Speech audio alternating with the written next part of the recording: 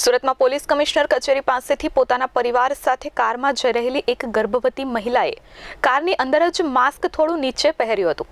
જોકે પોલીસે તેઓની કારને અટકાવી 1000 રૂપિયાનો દંડ વસૂલ્યો હતો, જેને લઈને ભારે હોબાળો થયો છે.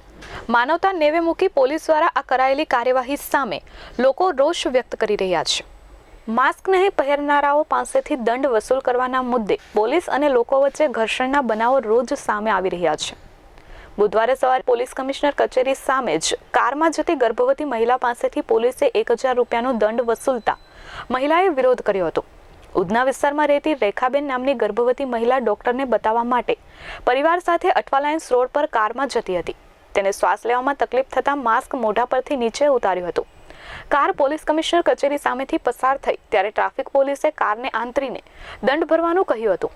ત્યારે રેખાબેને વિનંતી કરી કે તે પ્રેગ્નન્ટ છે અને શ્વાસ લેવામાં તકલીફ થતી હતી, તેથી માસ્ક નીચે ઉતાર્યું હતું. પરંતુ પોલીસે કોઈ દલીલ સ્વીકારી ન હતી અને દંડ ભરવા આગ્રહ કર્યો હતો. જો દંડ નહીં ભરે તો કારને લોક કરવાની ધમકી આપી હતી.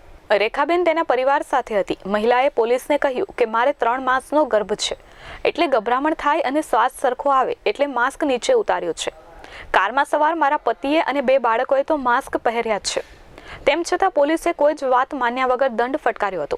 પતિ પત્નીએ માનવતા નેવે મૂકીને દંડની કાર્યવાહી કરતા પોલીસને ખૂબ આજીજી કરી, પરંતુ પોલીસે એક પણ વાત કાને ધર્યા વગર જ દંડ લીધા બાદ જ જવા દીધા હતા. મહિલાએ કહ્યું કે આ તે કેવો કાયદો છે? મોલમાં ફરનારા અને ટોળા કરનારાને કોઈ કંઈ કહેતું નથી અને અમારા જેવા સામાન્ય લોકોને દંડ ફટકારે છે. लॉक कर देंगे और मैं गाड़ी के अंदर हूँ ना, प्रेगनेंसी होगी तो ये लोग समझ नहीं सकते इतना. कौन सा मैं बिग बाजार में घूम रही हूँ बिना मास्क, इधर तक रखा है ना मैंने, तो प्रेग्नेंट है? हाँ, तो फिर इनको समझना चाहिए ना. क्या हुआ, कहाँ से आ रहे थे, क्या हुआ था? हम लोग यहाँ उधना सखिया हॉस्पिटल है ना, वहाँ जाना है मुझे. हाँ. कुछ काम है इसीलिए स्किन केयर के लिए, तो मैं वहाँ फाइल भी है वहीं जा रही हूँ. तो मेरे को प्रॉब्लम है ना, तो स्किन केयर को दिखाना है.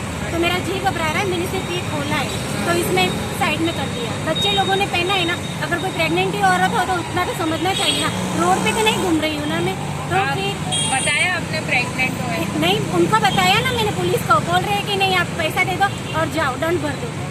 इतना तो समझना चाहिए ना. लेडीज उनके घर पे भी है ना, बिग बाजार रोड पे थोड़ी घूम रही हूँ मैं. जो गलत है वो गलत है. કેમેરામેન મુન્ના મલબારી સાથે મયુર ઠક્કર, S24 ન્યૂઝ, સુરત.